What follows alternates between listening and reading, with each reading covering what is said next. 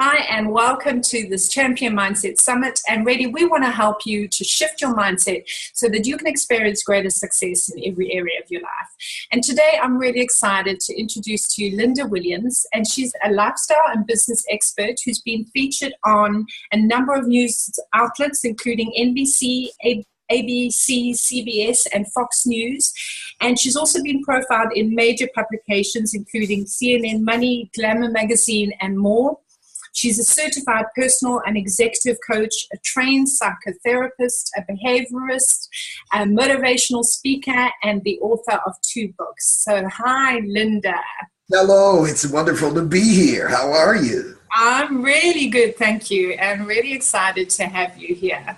And yeah, I'd love to just start by acknowledging, I know you've been through a lot in your life, and would love to just hear some of your story. Well, I'm a survivor of domestic violence. I'm a survivor of molestation in my childhood, and I've survived more than one rape in my life. Wow. I don't take a lot of credit for coming through that because I'm a Christian, so I had to lean on God a lot, but even leaning on Him, I spent a lot of my life lost. As a result of that pain, I turned my back on who I used to be, who I was as a little girl, and thinking that she was the problem. But it took decades for me to recognize that by turning my back on that little girl, I had turned my back on myself, because I had turned my back on everything I needed to be to find joy and fulfillment in life and to walk into the reason that I breathe. So I learned the hard way how not addressing or embracing or leaning into that pain, trying to run from that pain, was wreaking havoc in my life. Every day I just was clueless. And so tell me, did you run from that pain for a long time? Decades. Decades. I ran from that pain for decades. Do you hear me? And man, the person that sits before you today is nothing like the persona I took on to protect myself from that little girl and the pain. And I thought she was the one that got me into trouble. And I became a tough girl. I was unapproachable. I could cut you up and blame you for bleeding and wouldn't even care. I just was not a very nice person at all. And in doing all of that, I thought I was protecting myself, being tough. I can handle this. You know, I get knocked down, I jump up, brush off my clothes and keep on stepping. But I was being morphed out of the person that you see before you today. And I don't say, some people say, so you became a new woman. No, not.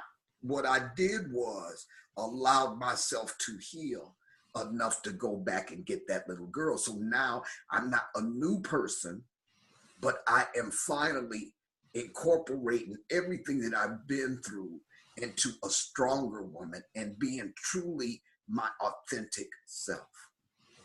And now, did you have a moment when you decided, okay, this is enough, I'm now going to heal from my past? Or was it gradual? Was it an epiphany moment where you just decided one day, enough? I'm so glad you asked that question, because I think what a lot of us women need to recognize, women and men have been through some crap, okay? I know it's not easy, but it doesn't, some people might have, like, their life will be in danger and it'll come as an epiphany. Some people, it's a gradual dawning on them as they move through life. And for me, I had to recognize that I was morphed out of who I truly was. So I'm going through life totally clueless, not thinking that anything was wrong, that I was Miss Strong Woman, I could put up with it, I could handle it. And the truth of the matter was, yes, it was the process of writing my book that walked me through multiple layers of healing and recognizing the dynamics that I teach my clients now. in my own life, understanding that, yeah, they did me wrong. They were wrong as two left shoes, but the responsibility falls on me to leverage that toward mission and purpose and gaining joy in my life, or to allow them to continue to hijack my life by focusing on the bitterness, the anger, frustration, and hurt. Mm. And so, you went through so much. And what were some of the mindsets or thoughts about yourself? This is before you healed, right? What was some of the thinking that you had about yourself when you were still in that pain? I uncovered this while writing the book. Understand that I'm going to answer your question from this side of the pain, because at the time I wasn't aware that I was thinking that. Yeah. That's one thing I really want your summit attendees to understand, that these things that I'm telling you are not something that I recognize were going on. Deep self-loathing, because I felt I deserved the rape, that the rape was my fault. Never feeling like I deserved better. Waiting, wishing, hoping, praying, willing to wait for better. But deep down, I didn't think I deserved better. One dynamic that I saw, I'm not sure where that was coming from inside me, but I saw this one dynamic playing out in all my romantic relationships, where I would put me on hold, put me on a shelf. And I would try to give them everything they needed. And I was taking pride in that. But actually what I was doing is I wasn't standing up for myself. In my career, I was stuck. Having been very young, coming to my first federal agency, then I had developed some bad habits, like coming in late. You know, I was in a recording studio all night, and I would come in late. I would chew people up if I was doing something, and somebody asked me a question, I would bite them. You know, I'd be real mean, and that held me back because I could not get a promotion there. I could not. And so what I wound up doing, see, in the United States, when we're the federal agency, you can go up to a certain grade level, and between grade levels 1 through 5, you can pretty much go anywhere you want to in any other position. But once you do that, you're kind of stuck in your career track.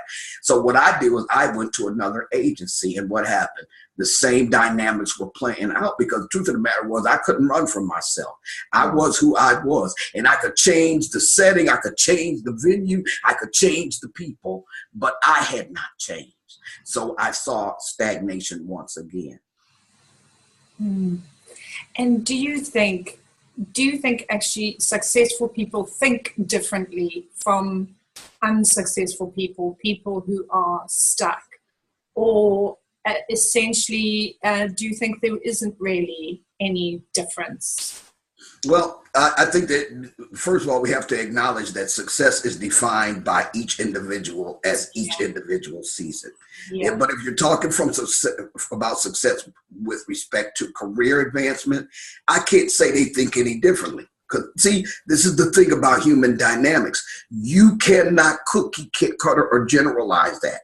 Yeah. So I might be sitting next to a CEO, got a whole lot of dollars, and he was molested as a child and had a mother who didn't acknowledge him or embrace him. And then I could be me, having gone through the same thing, and I never made it to that level. Because we all process the pain differently, he could be very unhappy because he's been trying to prove something to his mother all his life. And he doesn't have good relationships at home. His marriage is on the rocks because he's focused on that as an avoidance tactic to avoid the pain. Me, I dealt with it completely differently. So you can't define career advancement as somebody actually thinking differently. What you can do is look at that and say, well, maybe they process that pain, or maybe they're using this to make themselves feel better. It soothes their ego. They feel like more of a person because they made these levels. Now, you can have that same CEO who had dealt with his pain, gotten therapy, gotten balance in the way he's thinking, and this man is happy now because he has a well-balanced view of what he went through.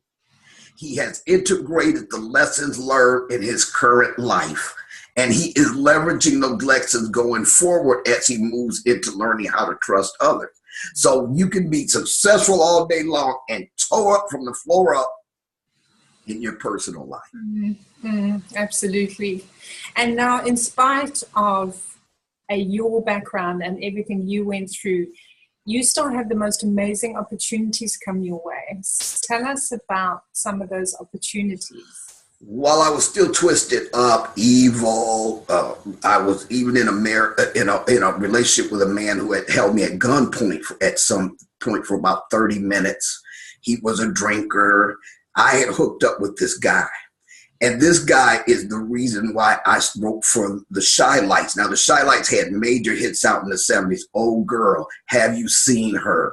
Those, so he was a musician, and he picked me up from a hospital stay, took me straight there, and we were listening to Tyrone Davis. We walked in on the session where Tyrone Davis was recording How Sweet It Is to Be Loved by You. And I became totally mesmerized with the scene. I walked in to walk writing 3 songs with the Shy Lights, still tore up from the floor up, making dumb decisions, not cared about myself, self-loathing. But this just shows that you can still walk into prime opportunities. Now, I don't know too many people I can talk to that say, well, I wound up in Studio A at Universal Recording Studio and wound up writing 3 songs that they recorded. Yeah, nobody can say that. But it was an opportunity that aligned with my purpose. My mother tells me that music is in me. I have to go back to writing. I need to learn how to sing. I used to play the guitar. It resonated with some aspect of my whole purpose for being. I clueless. I was a 20-year-old girl. I didn't know I wasn't supposed to go up in the studio while they recorded. I didn't know I can't just walk into the Universal, but I knew the security guard and I got to wander the halls. So that's one thing. Another thing was I used to have nightmares all the time. And I'm saying this because I want your summit attendees to kind of resonate with them about different things that they dreamed about. I dropped out of college because of domestic violence. And I had to run for my life. I had to run for my life in such a situation that I left my kids behind with my ex-husband, okay? That's another story. Read the book, okay? But that situation is what walked me into being able to do the thing with the recording studio, and I dropped out of school. So I kept having these nightmares about running down the hall of school, getting there too late to take the test, or never being able to get the door open. And I knew that was telling me I needed to go back and finish my degree. So I had the opportunity. It was so strange, Sue, because the minute they had this accelerated program, I went 1 day a week. I was able to work my full-time job, just a special program. And the minute I graduated, they slammed the door. They just shut the whole program down. And I got my degree from Calvin College. Now, that had us writing 15 months on an applied research program just for my bachelor's. And that led to prison fellowship, a major human service agency in the area, and a major prison ministry coming together to do what came out of that research that I did. It was so amazing because it was a re-entry program, one-stop shop. They come out of prison, they go to this program, and they get all of their services, case managed. It was just amazing. That was another opportunity. I still twisted all out of who I was, okay? Yeah. But that's one of the reasons why when I tell these stories to people, one of my coworkers said, what prison fellowship? Are you kidding? How come you're not bouncing off the walls? And I had to just look at her and say, well, I guess if I thought I did this in my own power, I would be bouncing off the walls and excited. But even twisted up, I recognized that I was just taking one step at a time, walking into one destiny opportunity after the other. Now, that said, this is the takeaway. I want all Summit employees to know that you don't have to sit and wait to walk into destiny, that even as hurt and wounded as you are, you can walk into aspects of your destiny at any given time. So don't shy away from opportunities. Step into them, lean into them. I love that. And now you're obviously in a totally different place. You know, you're now a trained psychotherapist, a motivational speaker, and author, and just in a very different place to where you were before. You know, what, on a practical level, what do you do? Let's say you have a difficult day, you have just a rubbish day. What do you do to turn your mood around and kind of get yourself into a positive frame of mind again? If I was very honest with you, if I wake up sometimes feel like a bee, you know what I mean? You fill in the blank. Sometimes I feel like wallowing in that. I'll sit around here by myself and just be a bee. You know, I don't make that a habit. Look, but we being real here. I'll just be a bee all day. I can do that because there's no one living with me. I just don't answer the phone. I don't go visit the neighbors. I sit up and watch TV and be a bee. Sometimes, just being real. Yeah. Then sometimes, this is what's helping me so much. And I said I wasn't going to cry on this thing, but I have a sister who is my truthful, trusted other. And I want to tell all attendees, you must have at least one person who is your truthful, trusted other. This is somebody you know has your best interest at heart, because there are going to be times they're going to tell you about yourself and you're not going to want to hear it. You're going to be tempted to poo-poo it, but because you trust this person and know, not think they will, hope they will, you know that they have your best interest at heart, then you make yourself listen to them. And that's what my sister is to me. Oh my goodness, excuse me.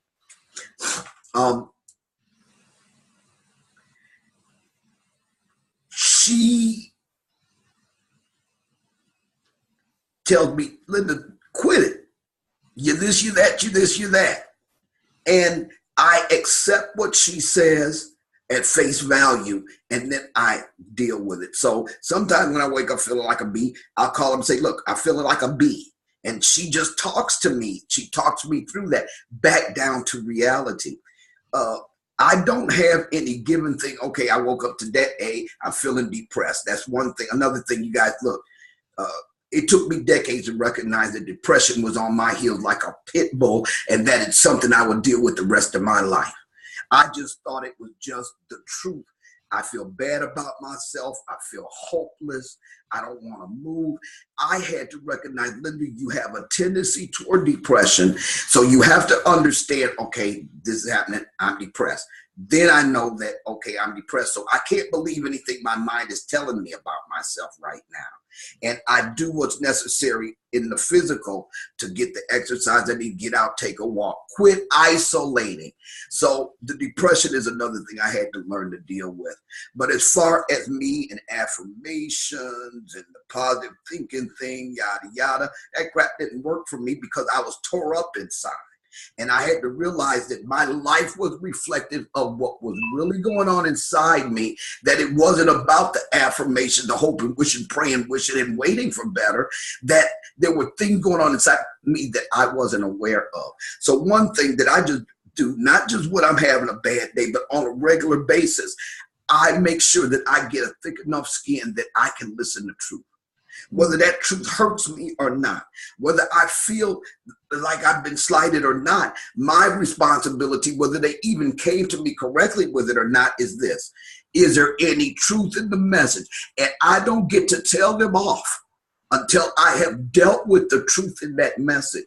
Truth has become my best friend because it's the only thing that keeps me understanding that just because I see it like that doesn't mean it is like that. That my perceptions and perspectives can be off. That just because I see it black, everybody else seeing it white is not wrong, because we see things as we are. We don't see things as they are. And that's the greatest thing that I'm taking with me through my journey is I could be wrong. And that's a big thing for me. I used to be black and white. You couldn't tell me I was wrong. It says A, B, C, D, E. I wasn't hearing anybody else's perspectives on the matter. I was just cut and dry, and I don't want to hear it. So for my personal walk, I had to learn I could be wrong. I don't internalize. And the other thing I do, and then I'll let you go to the next question, is this. I learned not to judge myself by anybody else's opinion of me. I don't judge myself by anybody else's opinion of me. Now, as I move and become more prominent and more successful, I have to understand that that goes to the negative and the positive. So somebody might, let me use this, you that, believe in my own press, yada, yada, yada. No. I'm really glad that I blessed you like that. But between me and my God, there's some things I'm still dealing with. It keeps me humble. Yeah. And have you had times when you wanted to give up? Oh, please. How did you keep going? Was it that trusted friend? Was it, seeking encouragement elsewhere? How did you keep going when you wanted to give up? Yeah, man, that takes me back. And when I'm asked that question, Sue, I try to really go back to that feeling of hopelessness and helplessness and just not giving a rip. And sometimes I want everybody to understand there's no magic pill for this. There's no panacea for this. If you begin to see it as a pattern in your life, get some help and get a truthful, trusted other on the side. But sometimes we just all go through things where we get disappointments. Yeah. I mean, I'm grinding. You mean to tell me I can't get any clients? Some people are dealing with that. This is what I have to do. And again, I don't know how many of the people listening to the summit are religious or not, but I'm not a religious person, but I do believe in God. And if I didn't have an immutable standard of truth in my life that I knew was not moving with anybody's whims, circumstances, situations, or opinions, I would be lost. And when you get where you just don't want to go on and you want to throw up your hands, this is where being true to your authentic self is important. Because if you know that you are in your purpose, that you right there in that sweet spot where you know that you are doing what you're breathing for, the reason you were born, if you don't have that, it's easy to give up. Yeah. And so I teach my clients, let's talk about who you are. Let's forget all of the noise about branding this and branding that, and this one trying to sell you this webinar because they did it this way, and that one did it that way. You can't put on somebody else's pants, because purpose pants is what I call it, somebody else's pants.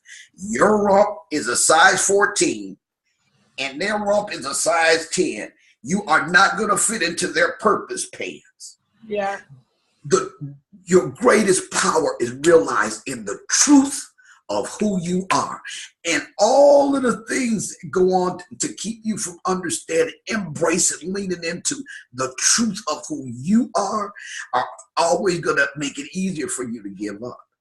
And because I finally found my purpose, Sue, I just moved through that. Okay, sometimes I let myself feel like giving up. I'm getting my rump up and I'm going back at it. Sometimes it's just an adjustment on the way I'm doing stuff.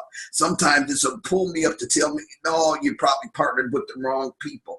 Maybe it's something else that I need to learn about myself before I can really share that with anybody else. That's the way I look at it.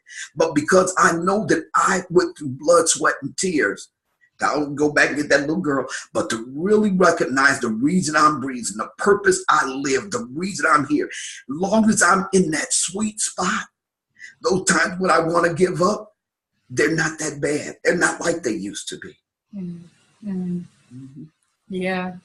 It's so important to know your why, to know your purpose, like you say, because it's an incredible motivator to keep going when you want to give up.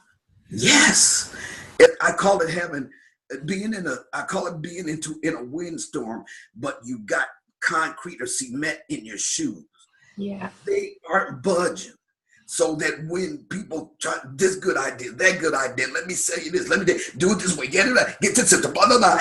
If you know who you are, you don't waste a lot of money on that kind of stuff. Yeah. If you know who you are and the reason you breathe, then the time you want to give up, just bumps in the road, an adjustment along your path of purpose.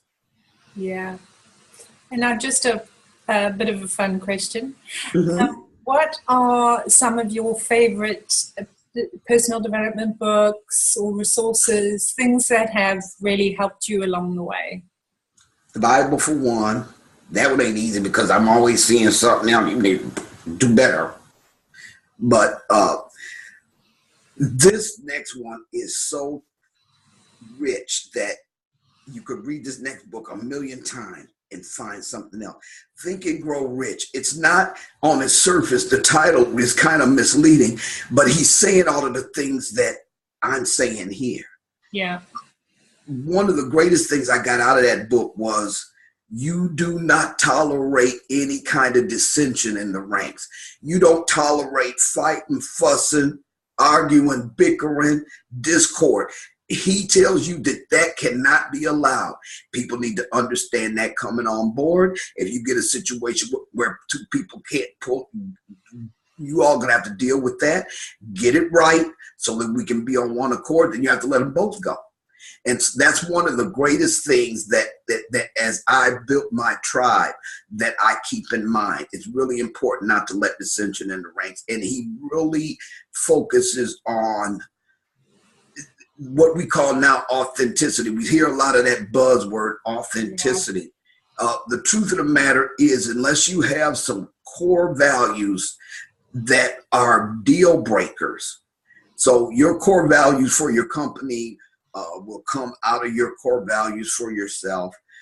You will have to hold those as your guideline moving forward to hold any opportunity that comes up to those core values. They have to be deal breakers. I'm not going past that. So there's a lot of that in that book.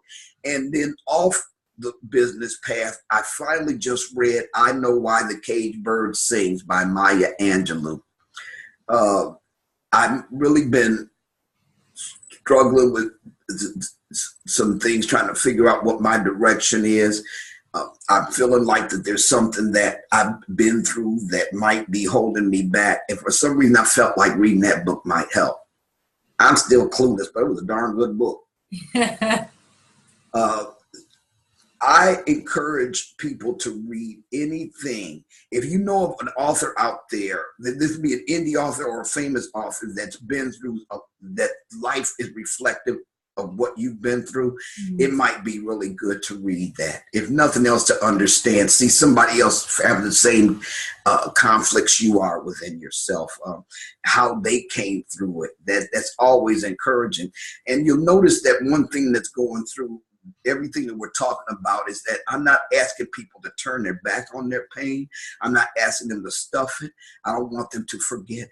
See, those are your battle scars right there. You can come to a point where you're wearing them like medals. And I encourage people to quit running from the pain and to turn around and embrace it.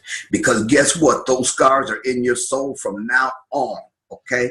The difference is, are they pussing under the surface, or are they healed from the inside out?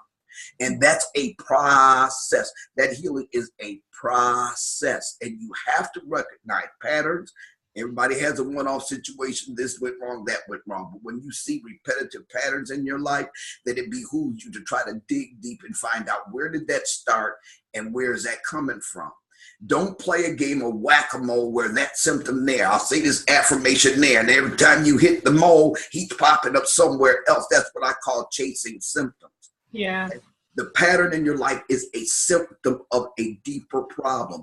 Always remember that the cure is in the cause of any matter, any product, any situation. The cure is in the cause. And so when you see these patterns, we need to go back and determine where that started and where our thinking is off. I encourage people to lean into the pain. Don't wallow in it. That's a difference. Don't be overcome by it. Okay? But understand that until you stop running, turn around and face yourself, You will never deal with it from the inside out. And unless and until you deal with it from the inside out, you will be in no position, no condition to help other people going forward. And see, that's the whole purpose. We need to be able to help people in the same pain, in that pain, and not running from their pain because it's triggering yours. Now, just as we finish, Linda, and that was incredible wisdom, by the way. Just as we finish, is there anything else that you'd like to share with the audience? One thing that's been really going through my head here lately is I'm having a real heart for the people for whom the law of attraction is not working. Yeah. The book The Secret was out. It was a big deal. And at the core of that is one universal truth, is that what's going on inside of you is what's manifesting in your life. And then we have people with the butterfly bandage over gaping wound. Say that gaping wound. Say this affirmation. Change your thinking. Positive thinking is going to get it to you. You know, there's a core reason why the law of attraction is not working for some of us. And it's got nothing to do with the affirmations you're praying. It's got nothing to do with the prayers you're praying. In the church nowadays, there's a term called decree and declare. None of that is working for people. And they're trying to figure out what the problem is. And really, it's the deeper issue of what we don't know is lurking inside of us. I call it the secret that never was. And I'm developing a training program right now because not everybody can afford one-on-one training. So I'm developing a program that's going to take them through 10 separate lessons with workbooks, and then they can add on direct counseling, coaching with me if they want to. That's taking them all the way back to where we're uncovering those deeper health beliefs that we don't even know are there. I really recently have decided I want to focus on the people for whom the secret, the law of attraction, reap what you sow, is not working. I was one of them. Yeah. Thank you so much, Linda. It's been my joy. Oh, it's been a pleasure talking to you. It really has. Just before we finish, won't you just tell the audience where they can connect with you? One Stop Shop. WHOSEAPPLE.org. whosapple.org. Great. Thank you. And thank you so much just for joining me. It's been so great. And I want to thank everyone for watching, and we'll see you again soon. So thank you so much, and goodbye.